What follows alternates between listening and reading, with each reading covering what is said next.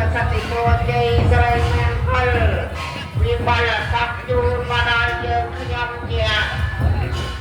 បុត្របរិស័ទក្នុងចំណាក់ជើងវត្តបទលេខដាក់តែមូលឲ្យបានប្រកបព្រមថា